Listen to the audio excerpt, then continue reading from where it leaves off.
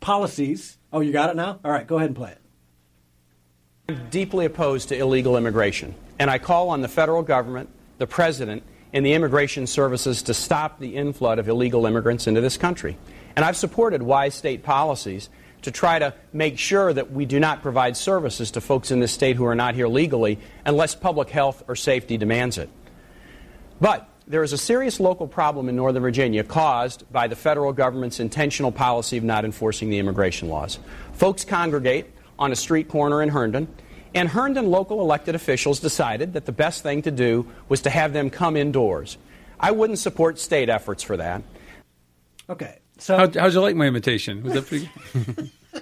So, here's a guy saying that he's out to help. This is what the Democrats do. They come at you and say, oh, we want your vote, so we're going to open the borders, we're going to be all-inclusive, we're going to build bridges, not walls. Really? You are no different, Mr. Kane. You're a liar. He was running locally then. Yeah. Now he's running nationally. Yeah, you got to understand that these little subtle distinctions there. Well, let's take a quick call from Ken on line one. Go ahead, Ken. Welcome to the show. Yeah, I just wanted to comment now. I have not heard the actual tape of Donald Trump because no one wants to play it, and I wish people would start playing it so we can discuss it. All you have to do is turn your TV on. No, I don't have television. I got rid of TV years ago. Oh, well, then it's on the Internet. I don't have Internet either. It's on the radio. No, I haven't heard it on the radio. radio. Play it for him, Gary. Just play it. We got to beep out so much of it. That's why I didn't play it. I figured everyone's heard it. But go ahead, Ken. What was your point? Well, I just wanted to comment that, first of all, as you know, I couldn't vote for Romney for religious reasons, and those reasons do not apply for Donald Trump. Well, that helped us get Obama. But I'll tell you, well, yeah, but I still couldn't compromise. But that's another issue. My point is this.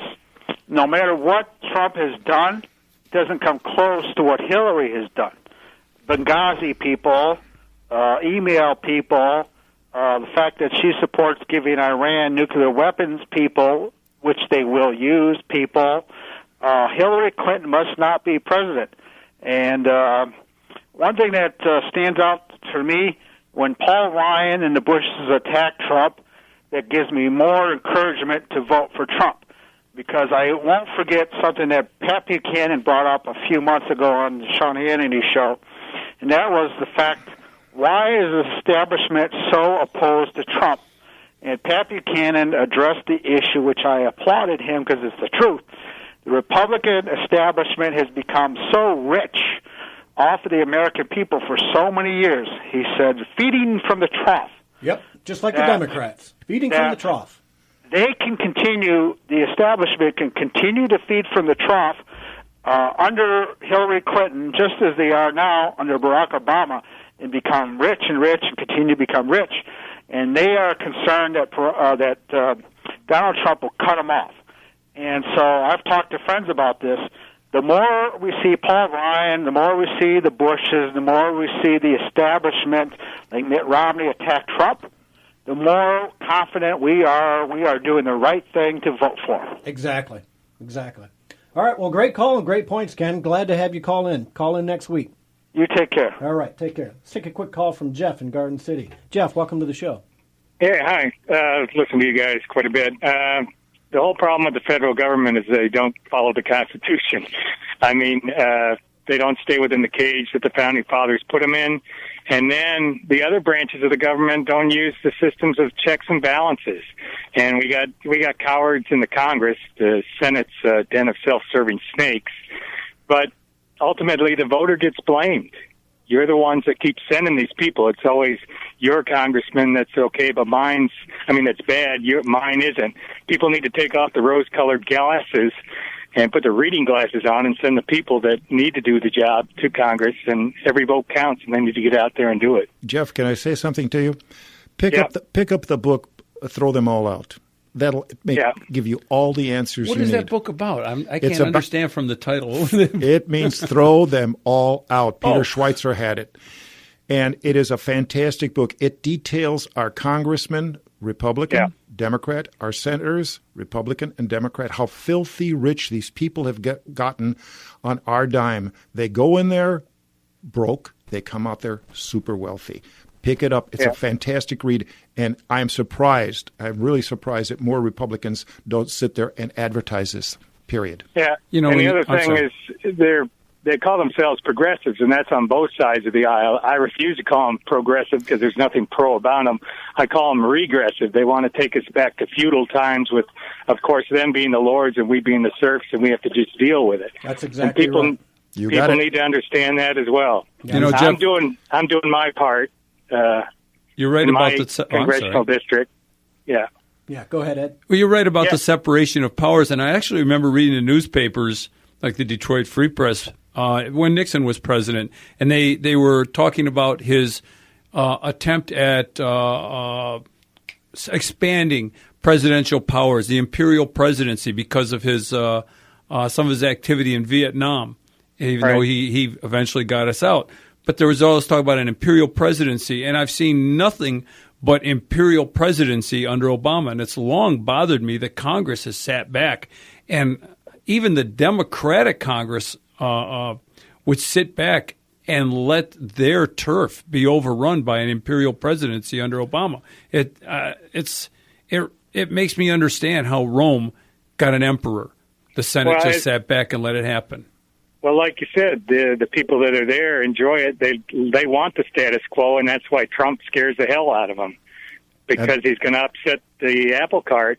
And that's why both sides are fighting so much against him, is they fear that the good times will be over for them, not for the country. The good times will start for the country finally. And Jeff, that's one of the reasons why we have to get Donald Trump in. I understand what he said, and it sounds bad, but Donald Trump is an American nationalist. He is a movement in America to give the government back to the people. If this man fails and we get the same old garbage, if we get Romney or we get somebody that's been in the establishment, then we deserve what we get. This is our only opportunity to grab hold of our government and bring it back to the people. But let's not forget, it's not just Donald Trump. You've got guys like Nobles, Jeff Nobles. You got to go down ticket.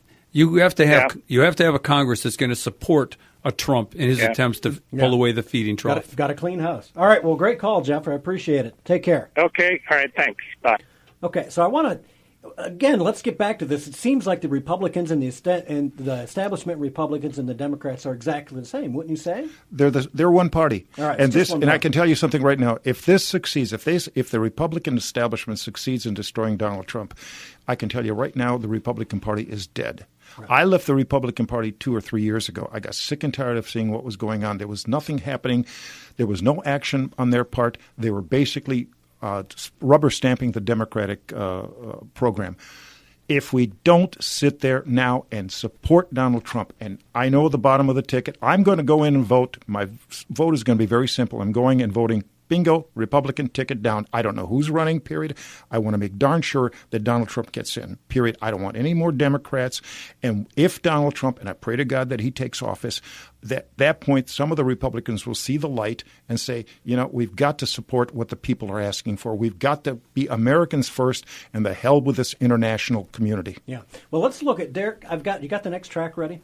All right, this is Hillary Clinton. Again, this goes to the lies and the phoniness of Hillary Clinton. She's talking about the opening bridges and open borders and all that, and even the WikiLeaks dump shows that she wants open trade and open borders, which, union guys, this is your jobs leaving the country. This is your wages being dumbed down. So don't be voting for Hillary because it's bad. But listen to what she says compared to what Donald Trump says in this audio clip. We do not want to do anything to encourage more illegal immigration into this country. We have to stop the inflow of illegals coming into our country. Mexican government's policies are pushing migration north. The Mexican government is much smarter, much sharper, much more cunning, and they send the bad ones over because they don't want to pay for them. They don't want to take care of them. Look, I voted numerous times when I was a senator to spend money to build a barrier to try to prevent illegal immigrants from coming in. We will build a wall. It will do what it's supposed to do. Keep illegal immigrants out. If they've committed transgressions of whatever kind, they should be obviously deported. And some of these people are causing tremendous problems. All you have to do is look at the crime wave. If I'm elected, they're going to be out of there day one. I voted for border security, and some of it was a fence. I don't think we ever called it a wall. Maybe in some places it was a wall. We're going to have a border. It's going to be a real border. Secure our borders with technology, personnel, physical barriers if necessary. We need to have tougher employer sanctions. We have a country, we have to have borders. We have borders, we have to have laws. We either have a country or we don't. Geez, Mike was right. There is no difference between the two parties. It makes you ask, what Hillary is running today? Yeah. Right? Which Hillary is running today? Today we see in Europe the effect of immigration in Europe.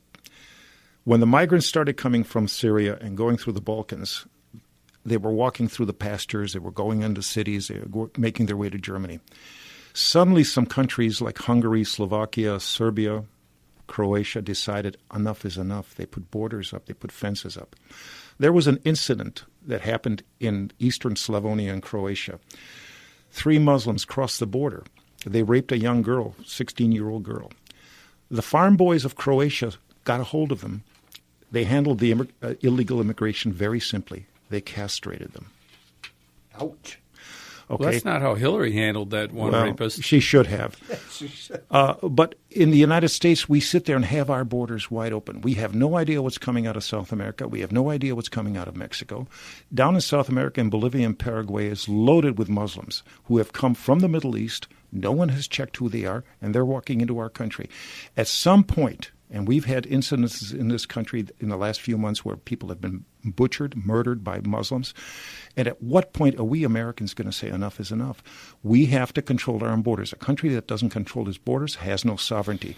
They want to push us into a one-world government. They want to push us where we've lost our sovereignty, where our Constitution is of no value anymore.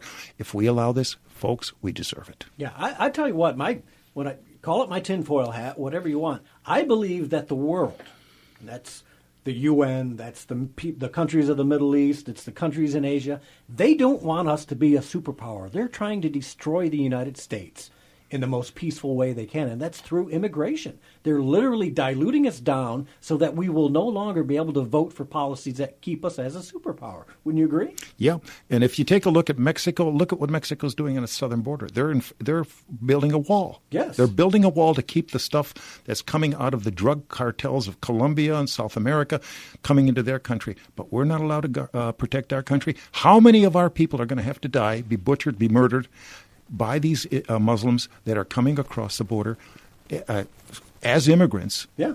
We don't know who the hell they are. Yeah, well, listen. This country is the last bulwark against internationalism.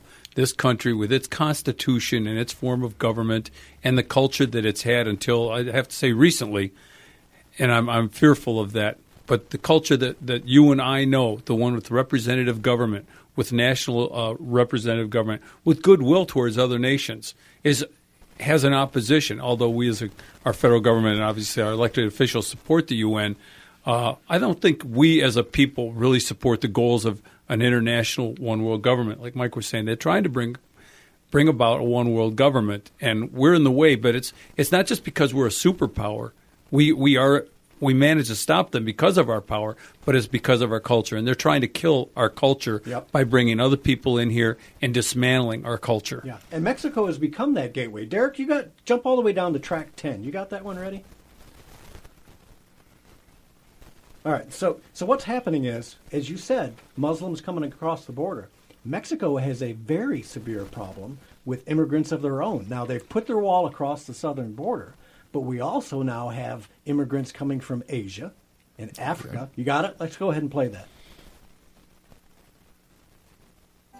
Mexico's Ministry of Foreign Affairs is concerned about an influx of immigrants into the country from African and Asian countries, according to a report Thursday in El Universal.